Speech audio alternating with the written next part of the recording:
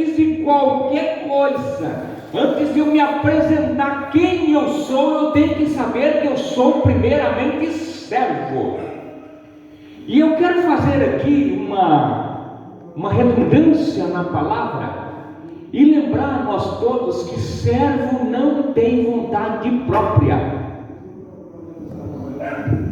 Não é? Servo não.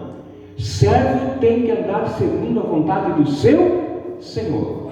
Como é o nome do Senhor, irmão? O nome do Senhor? O irmão Benedito, o irmão presbítero Benedito me contrata para fazer um trabalho. No trabalho ele é meu Senhor. Eu chego lá e eu quero fazer do meu jeito, mas ele diz: não, o senhor vai fazer do meu jeito, porque eu estou pagando. Ele é Senhor ali. Ali eu não tenho vontade própria, eu tenho que fazer do jeito que ele pediu para me fazer. A única coisa que eu posso usar é a minha experiência profissional e falar: irmão, mas e se eu fizer assim, assim, não fica melhor? Aí se ele concordar, eu posso fazer, se não, não, eu quero que faça assim. Não é? Ele é o Senhor, eu sou o servo.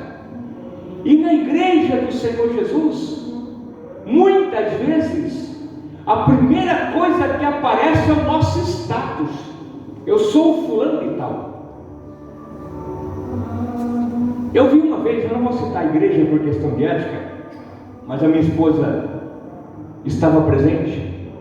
Ela sabe do que eu vou falar. Eu acho que daqui só ela estava presente nesse culto.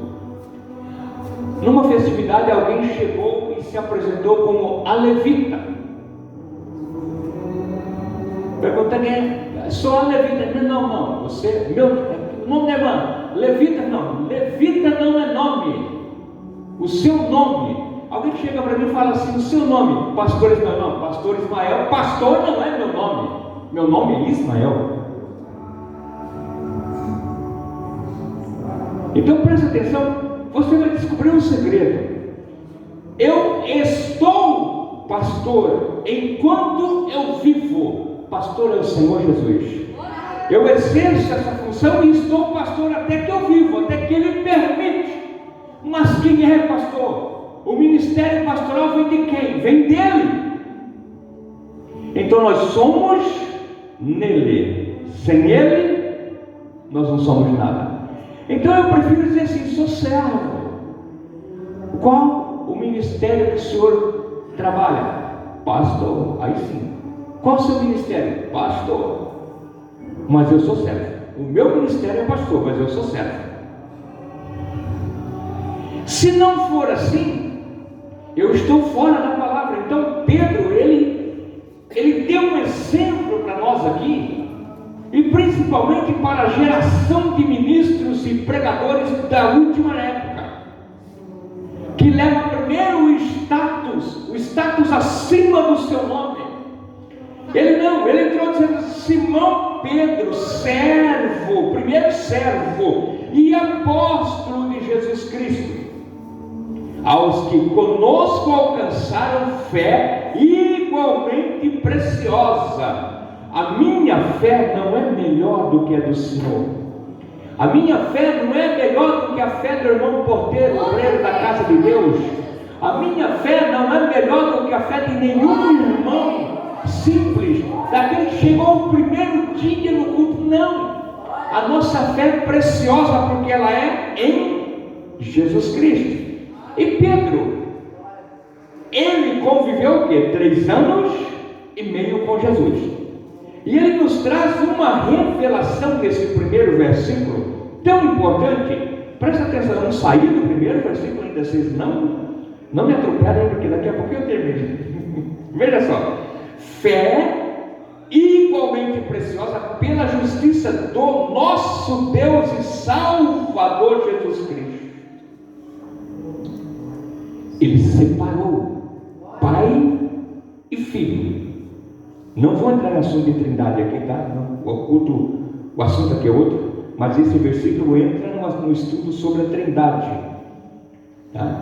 Sobre o Deus Trino, não sobre a trindade, mas o Deus Trino. Então ele separou Pai e Filho. Ele diz assim: fé igualmente preciosa pela justiça do nosso Deus. Ele está falando do Pai, Aí ele, continuação de assunto, e Salvador Jesus Cristo.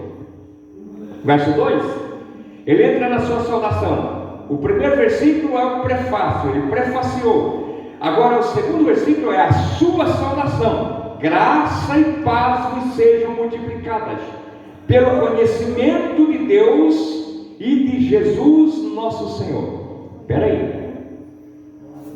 Graça e paz vos sejam multiplicadas pelo quê? Pelo conhecimento de... E eu conheço Deus e conheço Jesus nosso Senhor de que forma? Estudando a palavra. Não é só ouvindo, estudando, lendo, meditando nela. Porque a palavra de Deus é que me ensina sobre ele. Se eu não tenho conhecimento, não é conhecer como eu conheço. Passei a conhecer o irmão presbítero Benedito, passei a conhecer o irmão presbítero pastor Valquírio. Não é esse conhecimento visual, é o conhecimento de experiência. A graça só é multiplicada quando eu tenho um conhecimento de experiência. E são duas coisas que me trazem experiência: a oração, a intimidade e a leitura da palavra. Porque só íntimo de Deus e de Cristo quem ora e quem lê a palavra. Não tem como eu ser íntimo dele sem ler a palavra e sem orar. Então, para eu ter intimidade com Deus e com o Senhor Jesus, que também é Deus, mas é Deus Filho, eu preciso ter uma vida de leitura da palavra de Deus e uma vida de oração. Senão eu não consigo. E se eu tiver esta vida de leitura e de oração, uma vida de busca, unindo conhecimento, unindo oração, busca de poder, busca de virtude, então eu tenho graça e paz multiplicada. A saudação de Pedro, ela nos traz um assunto, só saudação, só um prefácio de saudação, que é muito profundo demais. E interessante que nós chamamos Pedro de um apóstolo indouto. Imagine se ele fosse douto. Imagine se ele fosse estudado, se ele tivesse uma formação acadêmica como Paulo tinha, né? Ele podia ser indouto, mas analfabeto eu tenho certeza que não. Visto como o seu divino poder nos deu tudo o que diz respeito à vida e à piedade, pelo conhecimento daquele que nos chamou por sua glória e virtude. Os irmãos traduzem essa palavra virtude aqui de que forma? Eu gosto de ir nos pormenores, né, irmãos? Eu gosto de pegar o pé da letra. De que forma os irmãos entendem essa palavra virtude? Alguém tem uma noção e quer me falar alguma coisa? Pode falar, eu deixo você explicar. De que forma você entende essa palavra virtude? Porque essa palavra virtude aqui, ela está diversas vezes aqui, presta atenção. De novo, aqui. Visto como o seu divino poder nos deu tudo o que diz respeito à vida e piedade, pelo conhecimento daquele que nos chamou por sua glória e virtude, pelas quais ele está falando da glória e virtude, pelas quais ele nos tem dado grandíssimas e preciosas promessas, para que por elas fiqueis participantes da natureza divina, havendo escapado da corrupção que pela concupiscência há no mundo. Eu vou voltar nesses versículos, tá? Só estou olhando aqui para os irmãos verem as outras partes que falam sobre virtude. E vós também, pondo nisto mesmo toda diligência, cuidado, e acrescentai à vossa fé a virtude e a ciência. Vamos traduzir essa palavra de virtude por qualidades? Qual é a minha virtude? Qual é a minha qualidade?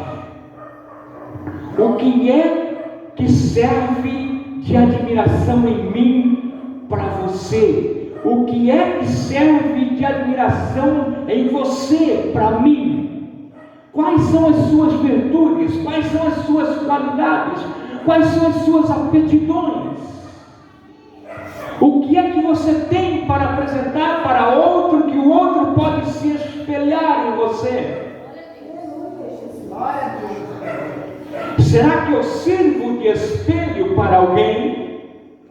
Ou alguém olha no meu espelho e antes dele conseguir tirar coisas boas, esse espelho já trincou, já rachou, já caiu, já quebrou?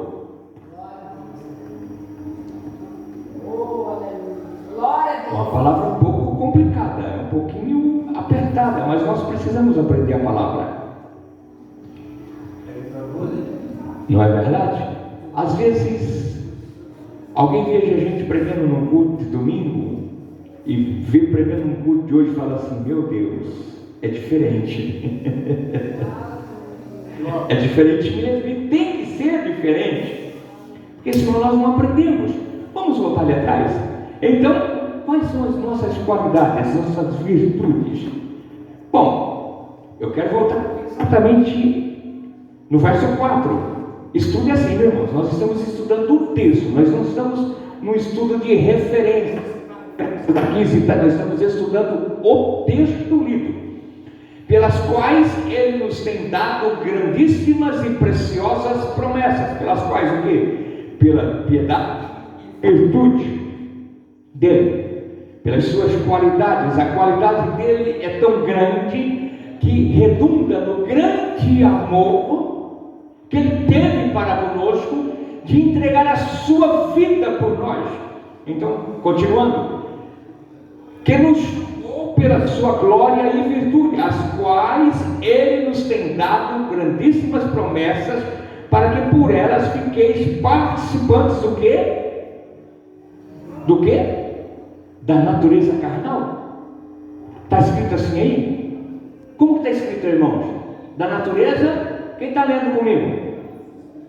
Da natureza divina. E quando nós falamos de natureza divina, nós estamos falando da natureza de quem? Quem é divino? O Senhor Jesus, o Pai, o Filho, o Espírito Santo. Eles são divinos. Então, se nós estamos falando de natureza, ficar participantes da natureza divina, está dizendo que nós ficamos participantes da natureza daquele que nos gerou. Pela sua palavra, nós, Pedro, o próprio apóstolo Pedro disse que nós fomos gerados, de novo, gerados pela palavra. Aleluia. Havendo escapado da corrupção. Crente não pode ser corrupto, meu irmão. Sabe o que é corrupção? Sabe o que é corrupção? Superfaturamento. Eu compro por 10, vou vender e falo assim: eu paguei 20 nisso aqui, eu dei uma mexidinha, por isso que eu quero 25. Isso é corrupção. Isso é aluno de Lula. Eu não tenho medo de falar, não, irmãos. Tenho medo de falar, não. Jesus me chamou foi para falar a verdade. Isso é amigo de político, de Bolsonaro, de tudo. É aluno de político. E às vezes nós falamos: nosso governo é corrupto. Aí, será que nós muitas vezes não nos corrompemos também, não? Nós, pela natureza divina, temos que ficar livre da corrupção, do engano. O engano é corrupção, superfaturamento é corrupção. Eu viajo com o carro da empresa, passo no posto para abastecer, ponho 100 reais, você me dá uma nota de 150 para me apresentar lá? Corrupção. A empresa me dá direito do almoço e da janta. Eu paro no restaurante, o almoço é 30, mas me dá uma notinha de 50. Corrupção. E aí eu chego aqui e falo assim: eu sou crente, eu sou servo de Deus, Eu conheço pastores que fazem isso, viu? Eu estou falando de ministros, eu conheço pastores que fazem isso. Mas como tem pastor do verbo pastorear e do verbo pastar, esse para mim é do verbo pastar, não do pastorear. Glórias a Deus. Não é? Porque o servo de Deus não age assim, né? Basta ser servo que não age assim. Bom, que pela concupiscência que há no mundo, veja que existe uma vírgula no final do versículo de número 4, e vós também, pondo nisso mesmo toda a diligência, todo o cuidado, acrescentar, quer dizer, acrescenta tudo isso que eu já estou falando, a vossa fé, a virtude, quer dizer, a qualidade, as suas qualidades, e a virtude, a ciência. Ciência é conhecimento. Alguém fala assim: eu tenho o dom da ciência. Tem? O que é que você conhece?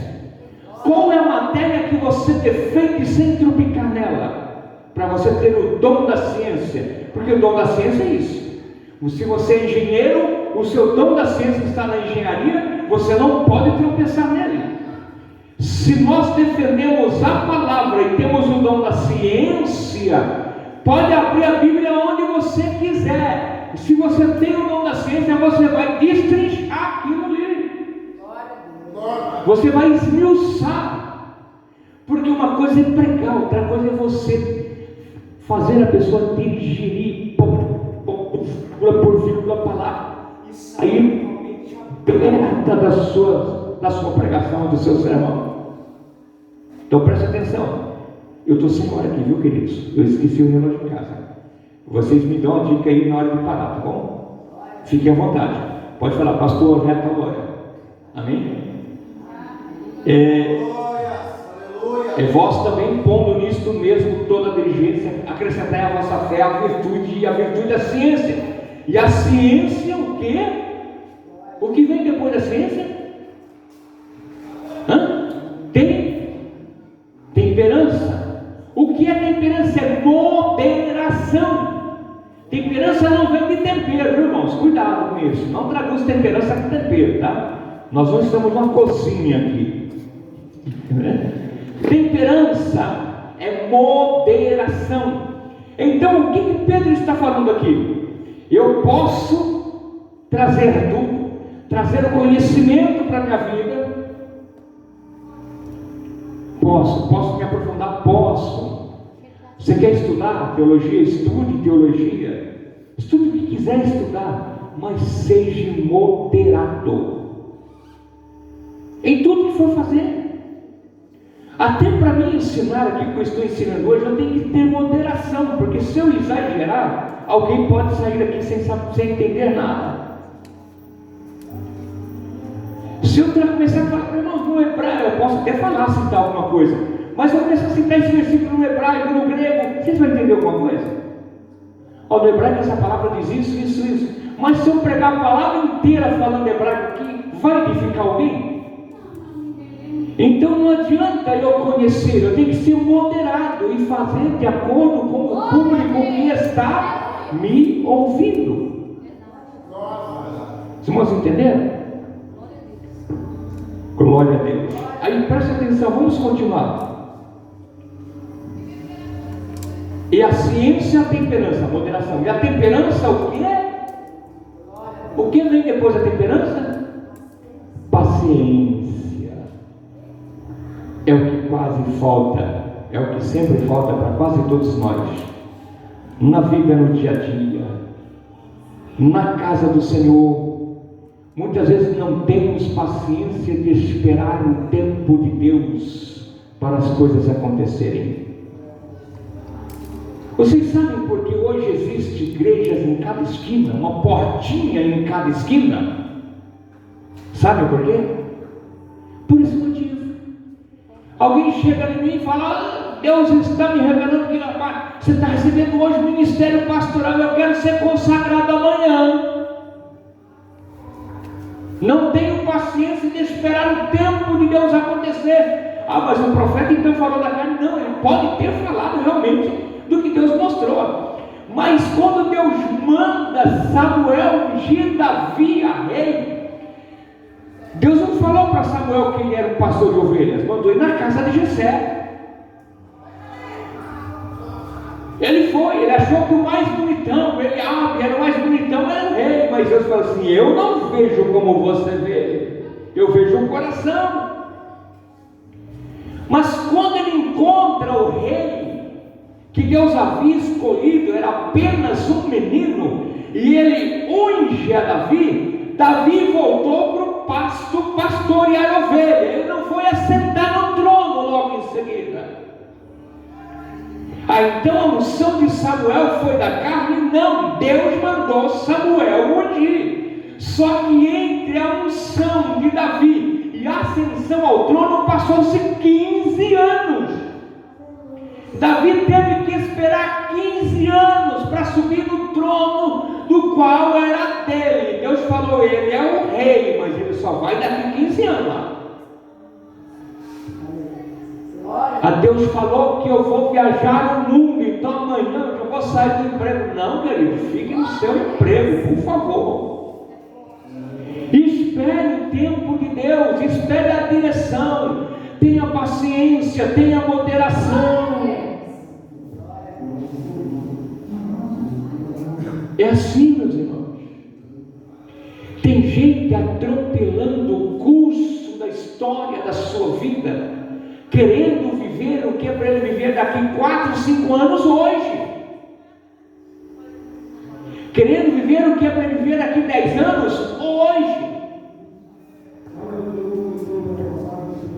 Eu posso ser um pouco radical no que eu vou dizer, não que eu não acredito em ministros jovens, por favor, queridos, não me entendam mal, não me entendam mal. Mas eu fico com o pé um pouquinho atrás quando dizem que um jovem de 25, 27, 28 anos é pastor. Eu fico. E por que, pastor, o senhor fica? Porque para chegar ao ministério pastoral tem uma trajetória. Existe uma escada, e a escada precisa subir de degrau em degrau. O Senhor me dá uma escada para subir nessa parede, eu não posso pôr o pé no último degrau, eu tenho que ir um por um até chegar lá em cima. E a escala ministerial funciona assim também. Primeiro você é separado de um cooperador, o cooperador é um membro, mas é um membro ativo. Depois você é consagrado ao diaconato, tem o tempo de servir como diácono. O apóstolo Paulo diz que quem servir bem como diácono adquirirá para si uma boa posição. Isso ele está falando de ministério. Glória. Tem os degraus. O ministério tem seus degraus. Você passa o tempo no diaconato, teve a sua experiência como diácono, vai ao presbitério, passa o tempo no presbitério, tem a sua experiência como presbítero, vai ao evangelista, passa o tempo como evangelista, tem a sua experiência no ministério evangelístico, vai ao pastor, agora me pega de membro, me põe ao pastor. Como que eu vou ensinar o meu diácono? Eu nunca fui diácono. Como que eu vou ensinar o meu presbítero se eu nunca fui presbítero? Está entendendo, queridos? Por isso que quando Deus fala assim, estou escolhendo, olha, às vezes um pastor, um pregador fala, estou te vendo no ministério pastoral, a pessoa fala, sou pastor, mas ninguém me enxerga. Não, você está sendo visto pelo profeta como um pastor, porque Deus está mostrando, olha, eu vou derramar unção sobre ele. Mas tem o tempo da preparação, tem o tempo do deserto, tem o tempo do vale, tem o tempo dos montes, tem o tempo dos choros. Queridos, eu vou fazer. Este ano eu completei 46 anos de ministério. Pensei muito criança.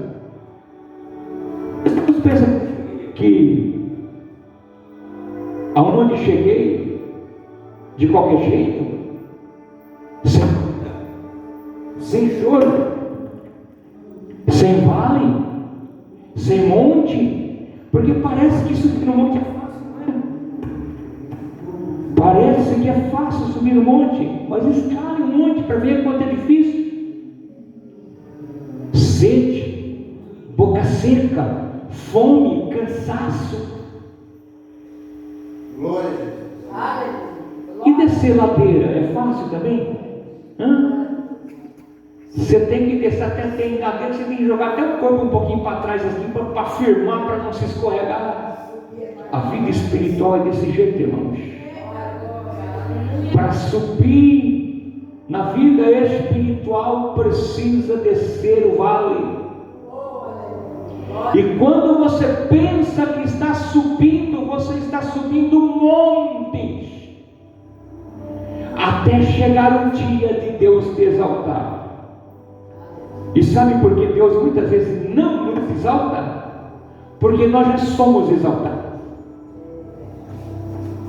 Se nós nos humilharmos, Ele nos exalta. Aleluia! Glória a Deus!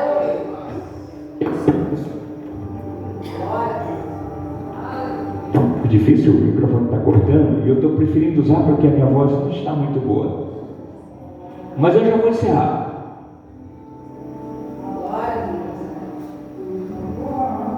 Aí Pedro ele continua dizendo, eu vou voltar ao verso 6, e a ciência, a temperança, a paciência, eu já expliquei, e a paciência é o quê?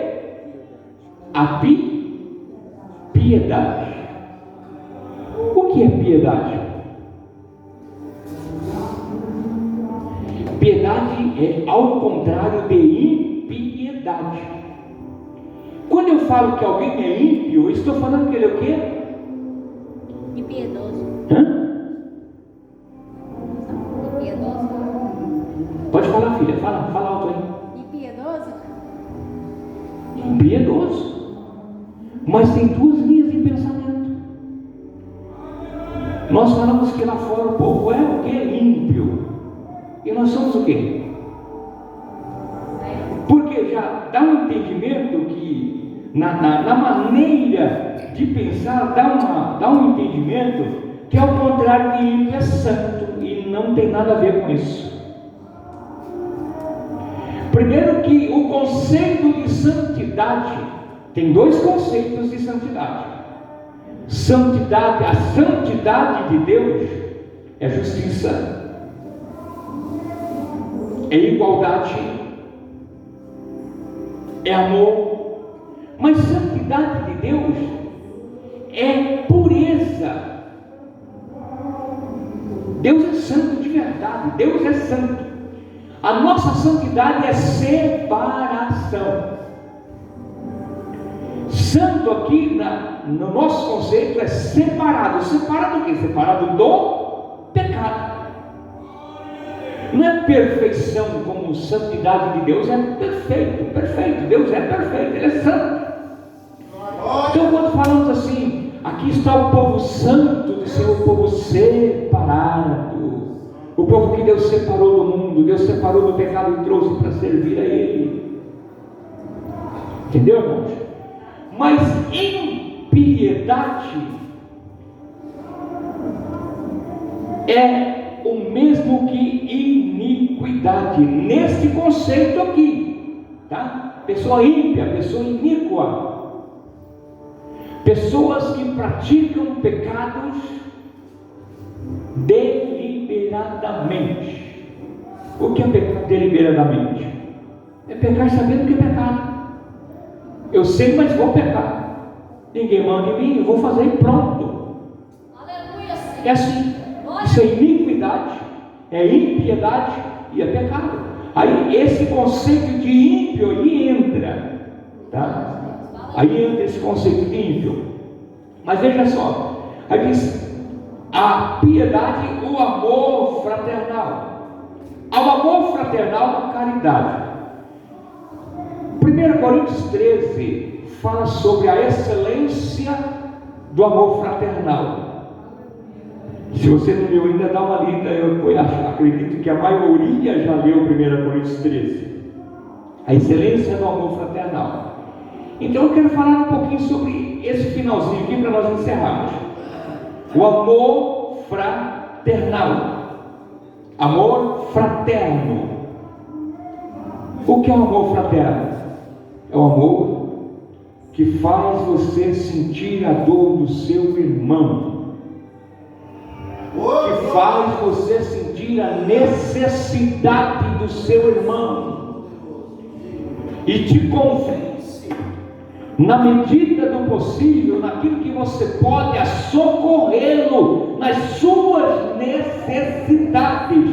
Então, quando eu digo eu amo meu irmão, mas ele está passando necessidades e eu não faço nada podendo fazer, esse amor é da garganta para fora. Não tem amor aí. Esse amor fraternal. Nós temos 5 tipos de amor, não vou falar sobre isso, porque não é o tema, mas nós temos 5 tipos de amor. Um deles é o amor fraternal. Não tem nada a ver do amor de esposo com esposa, de pais para filhos, né? O amor de esposa para esposa é um tipo de amor, o amor de pais para filho é outro tipo, o amor entre família é outro, o amor de amigos é outro, tá? Mas tem como, glória a Deus, tem como numa ocasião a gente falar sobre tudo isso, mas hoje não dá. Então veja aí, o amor fraternal a piedade é o amor fraternal, e o amor fraternal a caridade. Por que eu citei 1 Coríntios 13? Porque 1 Coríntios 13 coloca a caridade no lugar do amor fraternal. Então até parece que a palavra ela se contradiz entre si. Não, no contexto de Paulo, o contexto que Paulo está ensinando aos Coríntios na sua primeira carta, no capítulo 13, ele classifica ali o amor como a caridade. Porque caridade só faz quem tem amor. Então Paulo usa esse contexto aí. Porém, vá um pouco além, tá? A caridade, ela está entrelaçada à fraternidade. Nós falamos do amor fraternal. E para mim praticar o amor fraternal, eu preciso trazer para o meu conceito de amor a fraternidade, que é a caridade. O estender a mão, o socorrer ao próximo. Aleluia, Senhor. Sim, igreja. Às vezes, a gente passa do lado de uma pessoa caída na sarjeta.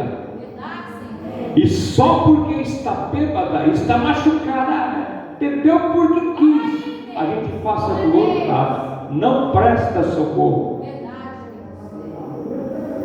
Não presta socorro. Nós, assembleanos, somos número 1 em espantar bêbados da porta da igreja. Mas eu conheço alcoólatras que entraram na porta, entraram de porta dentro da igreja, que hoje são um dos maiores pregadores do Evangelho. Aleluia. Glória. Pastor João Silva Araújo,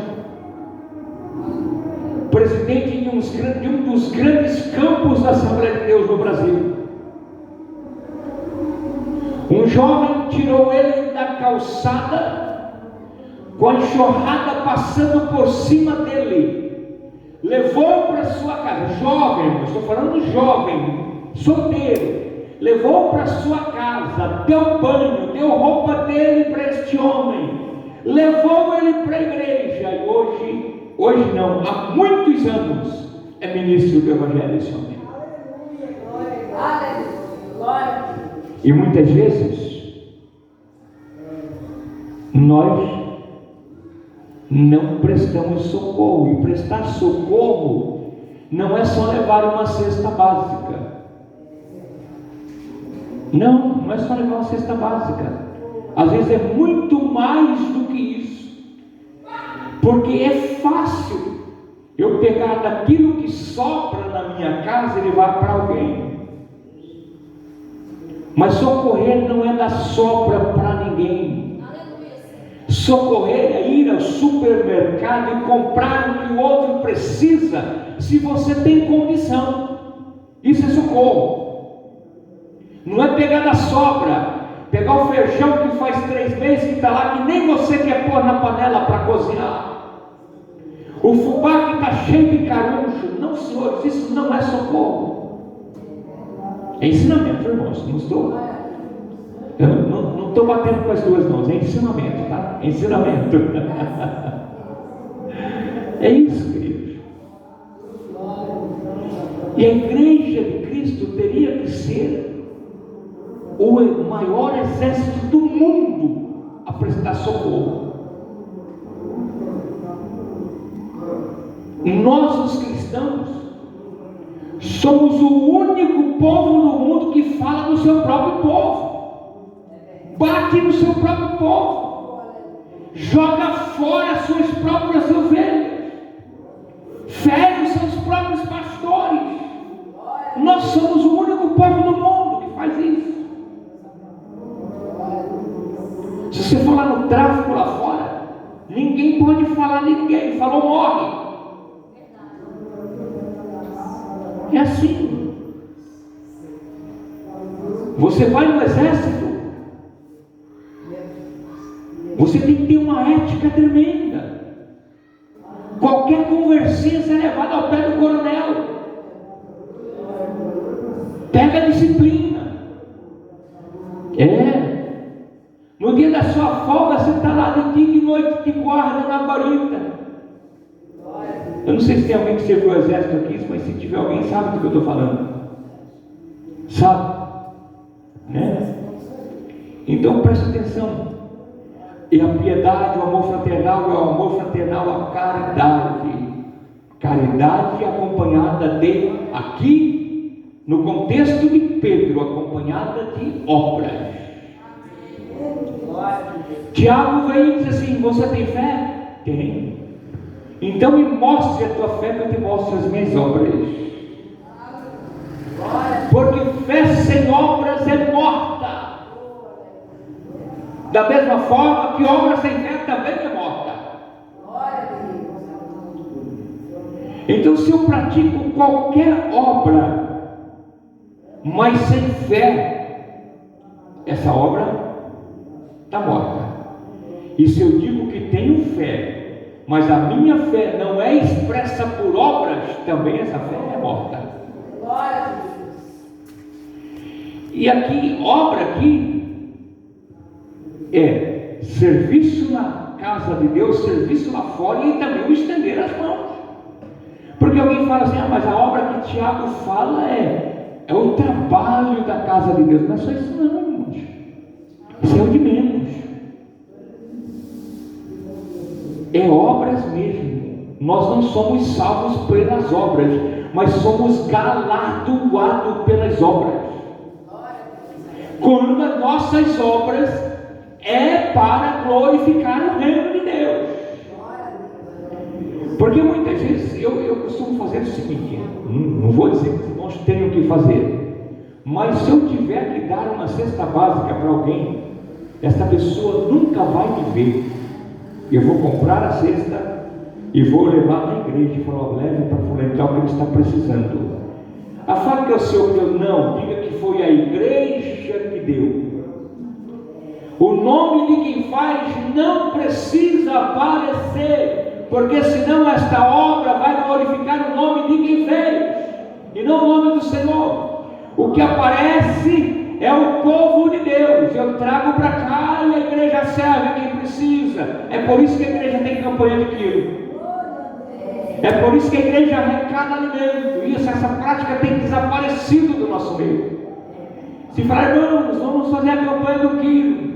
Meu Jesus, se a igreja é 100 membros, vem 2, 3 quilos de alimento. É vagabundo. Mas às vezes alguém quer ajudar e quer que o nome apareça. Ele vai lá na porta levar, porque eu preciso ser visto que eu trouxe. Fulano tem que saber que fui eu que ajudei. Enquanto eu estiver com esse pensamento, o meu galardão vai ficando de lado.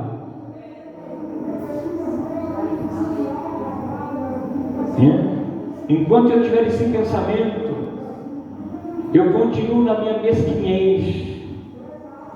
Eu continuo mesquinho, porque eu só quero aparecer, eu só faço porque quero aparecer. Eu só trabalho na igreja se o pastor me vê. Se ele enxergar o que eu estou fazendo. Se ele não enxergar, que eu vou, o pastor não está me vendo. Eu faço, parece que eu sou, como diz assim, quando fala quando alguém não é visto. Eu não sou visto, mas tem uma outra palavra a falar. Eu não sou visto, ninguém me veja. Eu sou invisível, ninguém me veja. Mas Deus está vendo. Quem precisa te ver está vendo.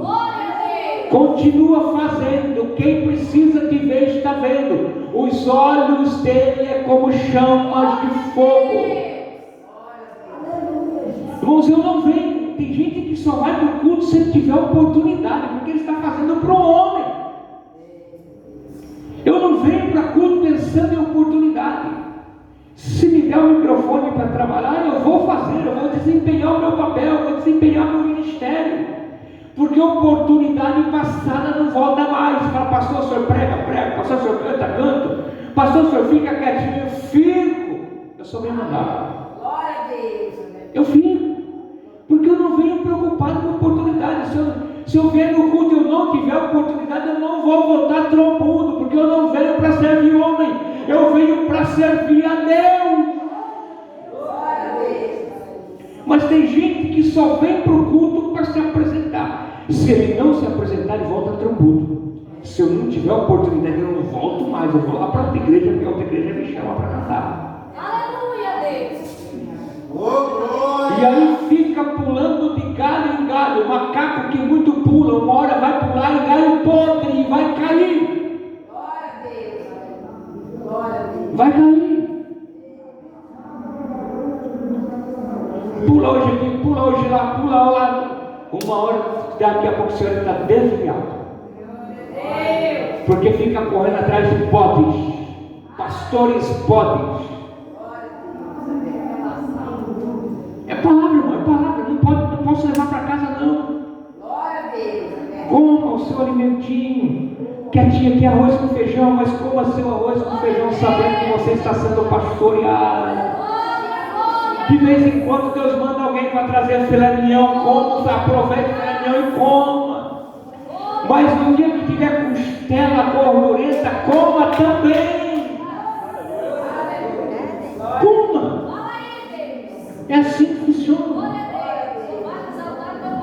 Não fica procurando profeta aqui, profeta lá, não. A palavra de Deus é a maior profecia.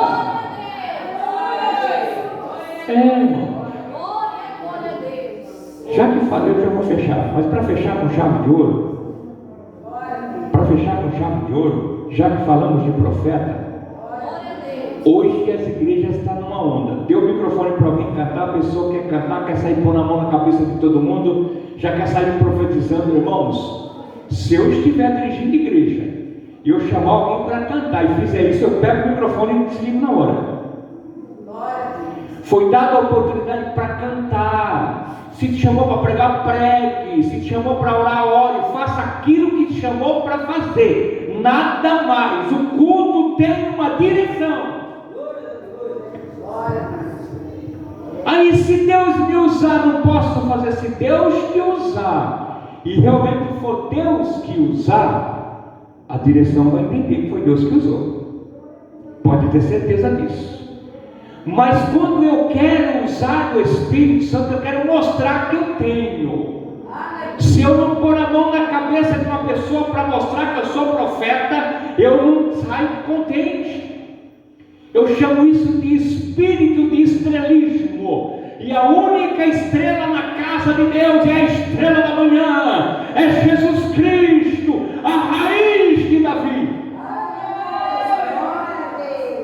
Então, se eu não creio no poder, eu creio, irmãos, eu sou pentecostal, eu creio nos dons, eu creio nos 9 dons que Paulo ensinou e muito mais que Paulo ensinou, mas eu não creio em meninice, eu não creio em criancice. Paulo disse: quando eu era menino, andava com menino, falava com menino, descorria com menino, mas desde que eu cheguei a homem, eu acabei com as coisas de menino.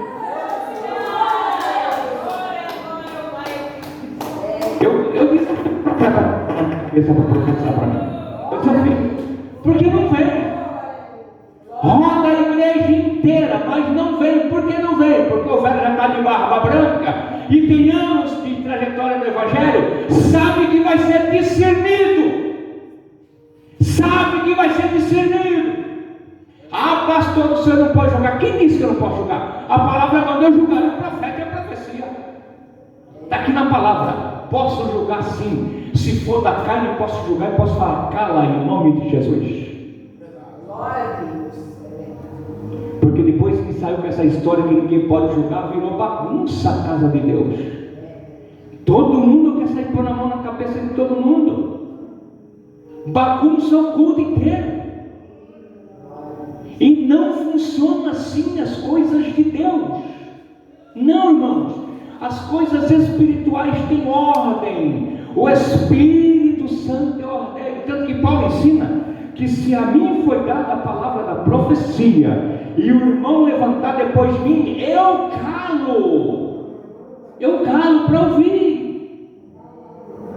E Paulo diz assim: 2 ou 3 entre vós profetizem, os outros julguem. Eu fui em igreja que foi uma fila de profeta na frente da igreja para profetizar para o povo. Jesus, tem misericórdia. Onde nós chegamos?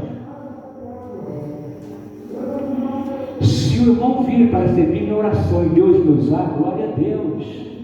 Se o irmão lá sair da porta e vir aqui e Deus usar ele para mim, glória a Deus, eu vou receber. Eu sou espiritual, eu vou entender quando Deus está falando comigo. O meu ouvido é sensível à voz de Deus. Mas quando for meninice, quando for carne vicia, carne vício de profetizar, eu também vou discernir, porque o mesmo Espírito que está no irmão está em mim.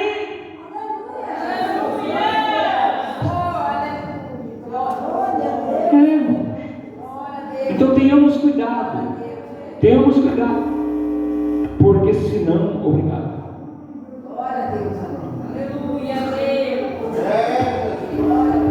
Eu costumo dizer que tem gente que não gosta de ouvir ensinar, não, porque eu não dou curva. Eu vou aonde a palavra vai. O Espírito Santo me direciona a falar. Às vezes a gente sai até um pouquinho do texto, porque o Espírito Santo fala: diz isso, entrega isso. Glória a Deus. Então tenhamos cuidado. Não é todo mundo que pode sair pondo a mão na sua cabeça, não, irmão. Tem gente que põe a mão na tua cabeça e deixa uma carga de demônio. É crente, mas é crente endemoniado. Precisa ser liberto e sai pondo a mão na cabeça dos outros. Na minha não. Aqui não. Aqui só põe a mão na minha cabeça o ungido de Deus. Se for o ungido de Deus, põe. Se não for, não põe não, porque vai queimar a mão. Vai queimar, aqui tem graça, se pôr vai queimar. Deus não me chamou à toa, não. Se pôr queima. Já tentaram, mas caiu para trás. Caiu a presença do céu, meu irmão. Então, queridos, é ética. A igreja precisa ter uma ética. Dentro desse assunto de pôr a mão na cabeça, tem muita coisa que entra aqui. E a pena que são poucos os obreiros. Eu poderia citar algumas coisas rapidinho. Deixa eu dar uma olhada no relógio. De ética, a gente tem que ter ética.